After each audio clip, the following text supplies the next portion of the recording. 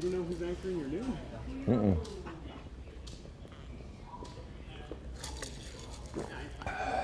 It wasn't at Lamb.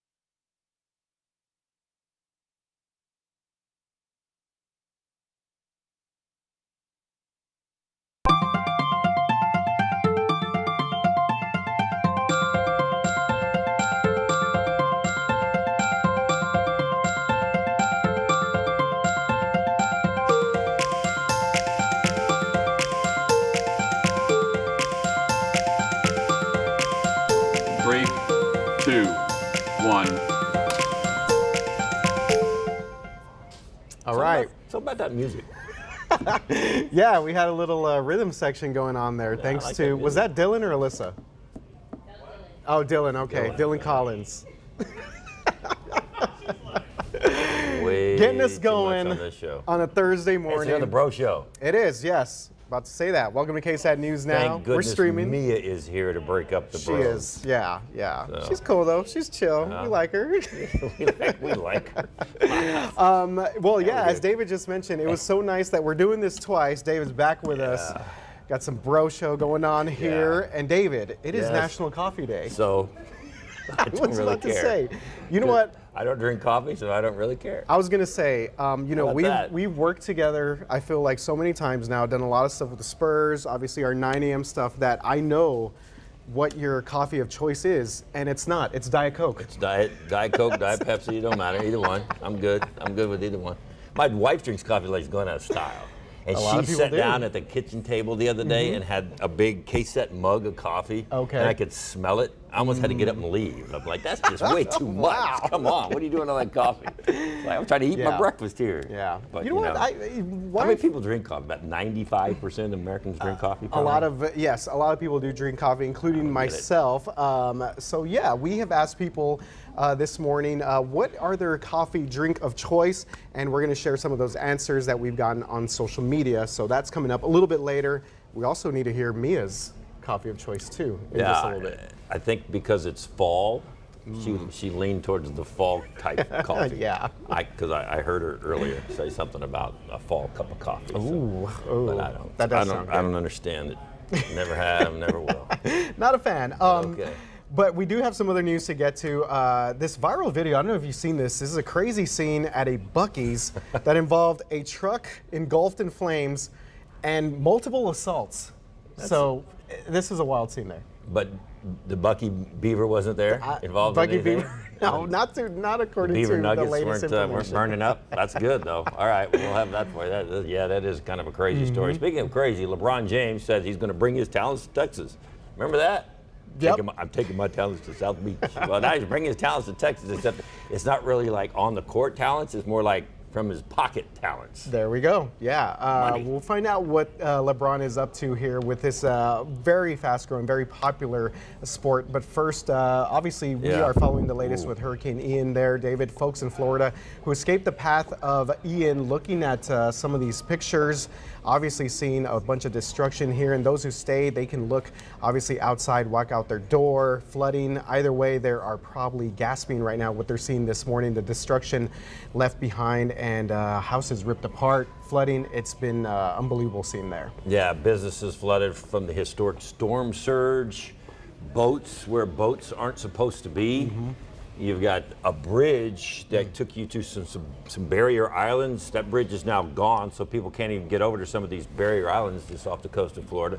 2 million people without power so far. There's a confirmed death. Now, the sheriff in Lee County says he expects there could be hundreds of deaths, but so far, thankfully, that has not played out. The Coast Guard in the process of rescuing folks stranded on rooftops of some of those barrier islands. Yeah, that's right. The governor there, Ron DeSantis, called it a 500-year flood event. He did have electrical workers and rescue workers standing by, ready to go as soon as places are passable. And that's always the biggest thing, is that when can these rescue crews get to these people? He has portable cell towers ready to be put up, and President Joe Biden formally issued a disaster declaration earlier today. Yeah, while folks start to deal with the aftermath on the coast, the hurricane made its way right across Florida, just ripped a path right across the state of Florida. It got to the East Coast, is where it is now, and now it looks like it's going to be heading back out into the Atlantic, going to get a little more power, and then it's going to come back at us up there around Charleston, South Carolina. So this thing is just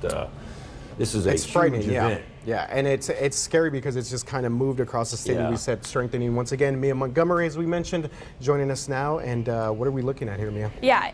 It's so scary to look at and devastating, especially when you look at the video and all of that, just of the storm surge just taking over a good chunk there of the southwestern Florida peninsula. Of course, high winds packing a big punch with that as well. And then just the rainfall in and of itself. This is just estimated here by the radar over the past 48 hours, but especially this grayer swath in between Fort Myers and Sarasota, where Ian made landfall yesterday, and then moving farther inland. That gray is about 15 inches of rain that fell from Ian. Of course, some pockets of higher totals, closer to 20, were found just as that storm continued to batter the Sunshine State. This is the latest information here on Ian from the National Hurricane Center. This update coming in about an hour ago. It is down to a tropical storm status because of that interaction with land there. Wasn't able to quite keep the steam that it did have, thankfully,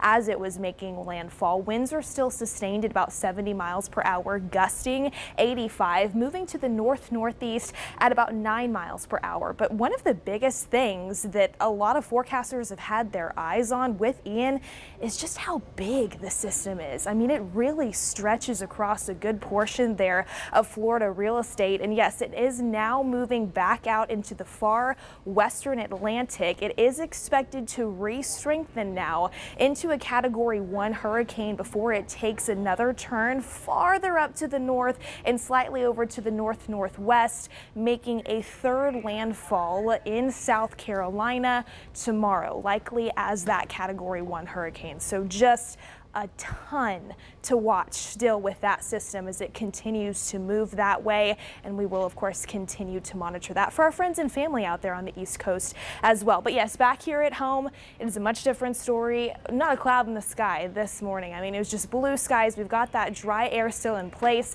That will stick with us in and out of the upcoming weekend. So for your 12-hour forecast, plenty of sunshine throughout the remainder of this Thursday. Highs climbing into the upper 80s, right around low 90s here in San Antonio. And then if you're stepping out for any of those evening plans later today, those temperatures fall into the low 80s and then eventually into the 70s later tonight. A couple of things that impressed me was we hardly ever, if ever, have seen the gray and the white on your radar. On the contour, just the scale of that. So yeah. And that was what, 15 inches? 15 inches, and there were even some pockets of 20 inches with that too. So just a ton of rain. Yeah, all that color there is just frightening to see all those different colors, variations of what's going on. And correct me if I'm wrong, but I thought I saw yesterday where, I don't know who I was watching, obviously, but they put the hurricane of Charlie inside the eye of Ian. That's how big that whole hurricane fit just in the eye. Yes, that was insane. And just the resemblance,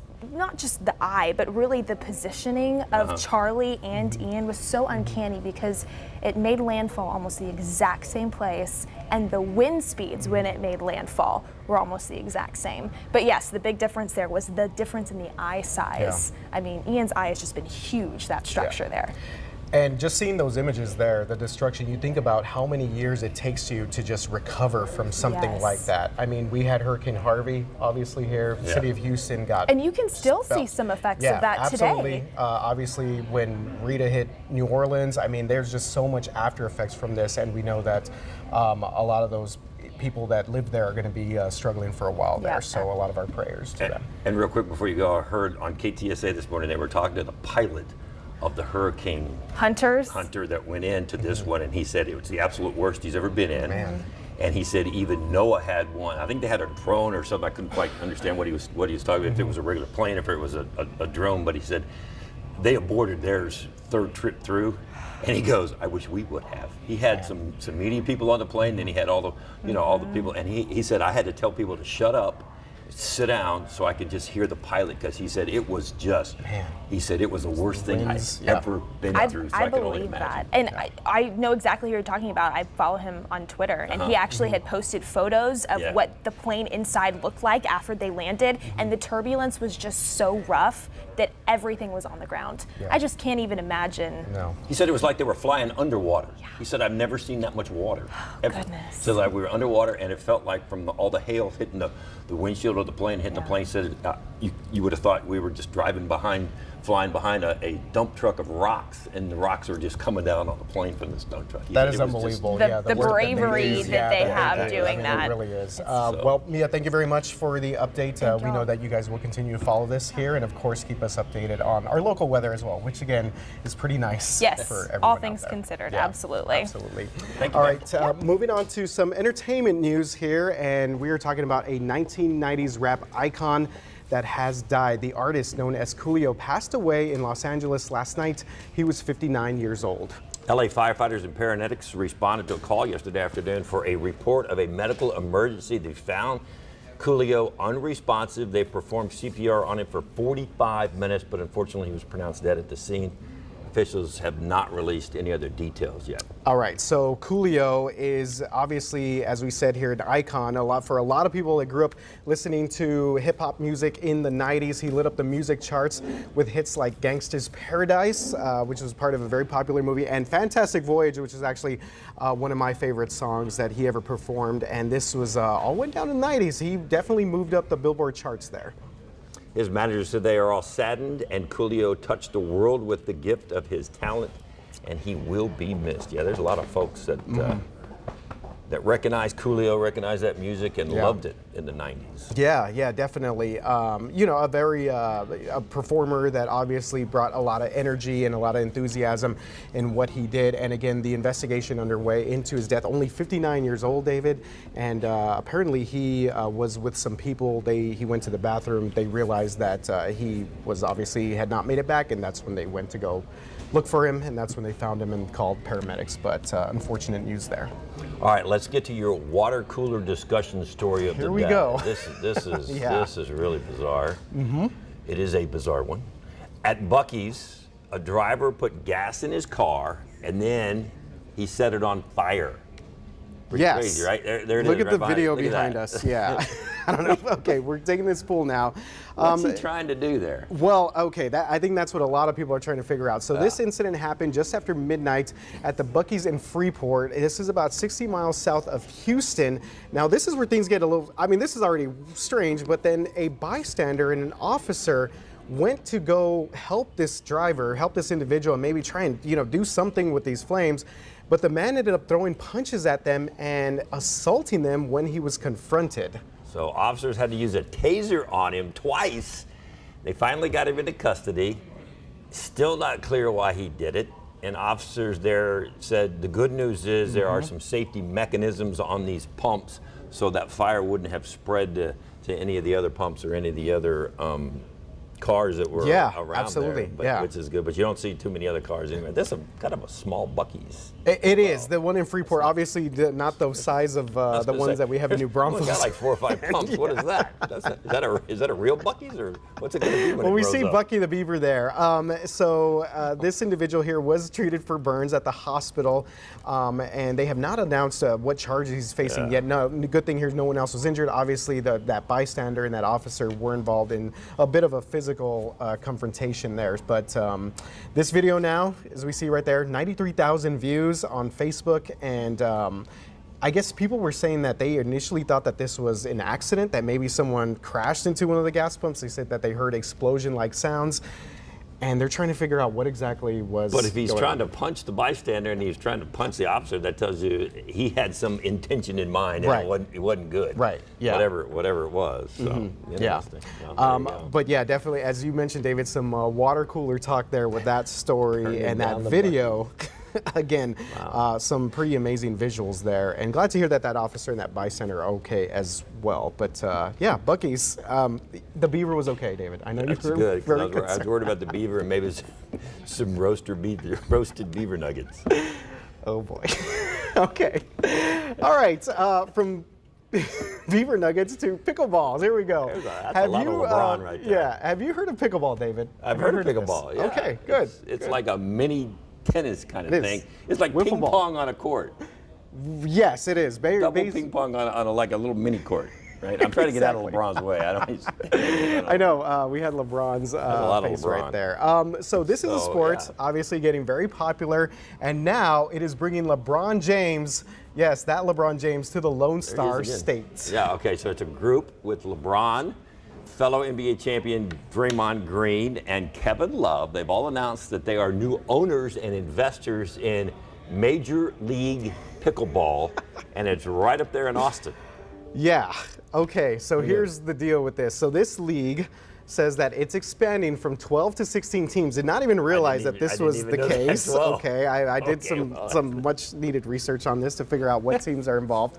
But get this, they actually pay out some big money here. So they give out the highest prize payouts per event. This is according to this league.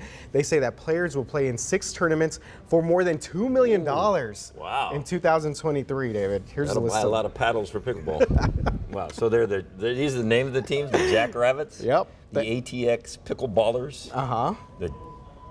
I can't even pronounce it. Clean Chimeras, Cause, maybe? Yeah, Mad Drops Pickleball Mad Club. Drops, Lions, the Borno Florida Mash, Lions. the Bus. Does San Antonio have a team? We do not, no, Well. but we are getting into a little bit of pickleball. I'm glad you asked that because there are some places in San Antonio to get your pickleball fix.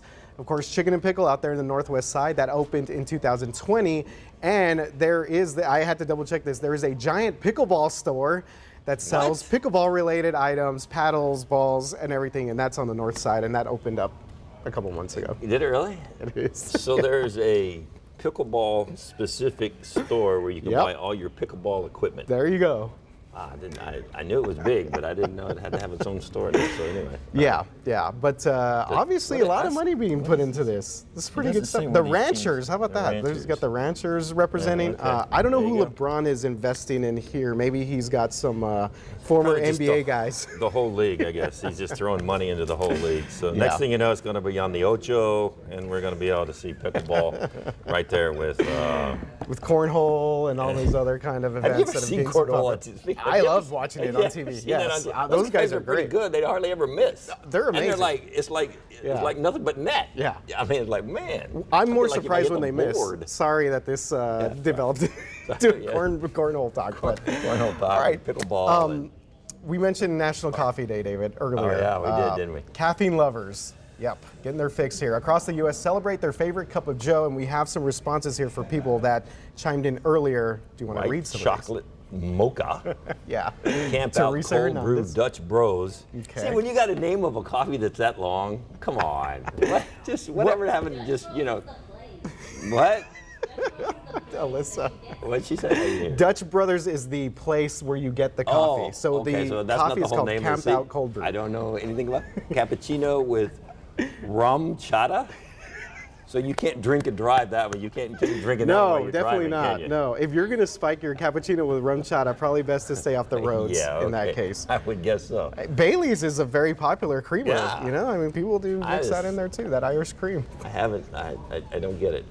I just don't get it. Yeah, we have. We know that you are not a big coffee person. We did a story at 9 o'clock today that says if you get one type of coffee, not instant, the coffee bean, the kind you brew, like 4 to 5 cups a day, and it's supposed to help you live longer. And then I think 2 to 3 or 3 to 4 cups of instant coffee a day. That's a lot of it's supposed to help you live longer. It's supposed to keep you from getting like some kind of heart disease and stuff. So maybe I should pick up coffee. Maybe. I don't know. You seem like you're kicking there with Diet Coke. Yeah, thanks, man. I'm all right. I'm good. I used to drink coffee. Well, I used to drink sugar and cream and throw a little coffee in it. In college. Okay. Yeah. Wow. Okay. So now we know. Now we know your favorite coffee there. You know what? But here's the thing: for people that do enjoy their coffee, there are some brands that are giving out free coffee today, or some samples. This includes Dunkin' Donuts, Krispy Kremes, and locally, I think Shipley's is one of them as well, and Duck Donuts, I think, is another spot where if you want to get that coffee fix. Oh, was that the one that we saw up there? The Duck Donuts thing? Is that what that was? Maybe. Maybe so. Were they? Oh, yeah. The donuts look good. Yeah. I remember seeing the 2 dozen donuts they had on there. I think Mike and Fiona ate them all. Producer Alyssa chiming in there in our ear saying that they were on SA Live. So, yeah, Duck Donuts got some good donuts and also apparently some good coffee. So if you're looking for free coffee, just go to our website, KSAT.com. Yep. Check that out. Go check that out. I did. I saw it earlier. And shout out to Rebecca Salinas. She's sitting over there. She kind of put this list together here. So, and I don't mean coffee to make fun of lovers anybody unite. drinking coffee. You guys go ahead and drink all the coffee you want. And see, I don't drink it, so that's more for you. There you go. See how it works? More for your wife. You said she's a big a big coffee fan there. She got the big coffee thing, the big coffee maker. A lot of people do. Got coffee little stacked espresso all over the place. maker machine. I was like, man, this sophisticated stuff y'all got going. It can be very complicated. Yeah, Alyssa, yours a sweet cream cold brew, right? Got it. See, it only took me the 20th time to figure out producer Alyssa's favorite. Sweet cream cold brew. We mentioned pumpkin spice latte. What do you do when it's not pumpkin season? Well, narrow that down. She basically, I kept it pretty simple. I guess get something else. I guess something else. PSL season, here we go. Love it. All right. All right, David. Is that it for It's the been bro fun. show? It has been fun, yeah. Pretty much wrap this thing up. We're good to go here. We will see you guys tomorrow at 11 a.m. Yeah. Of course, David's going to be on the noon newscast. Make sure to check that out. Have a good one, everybody. All right. See y'all.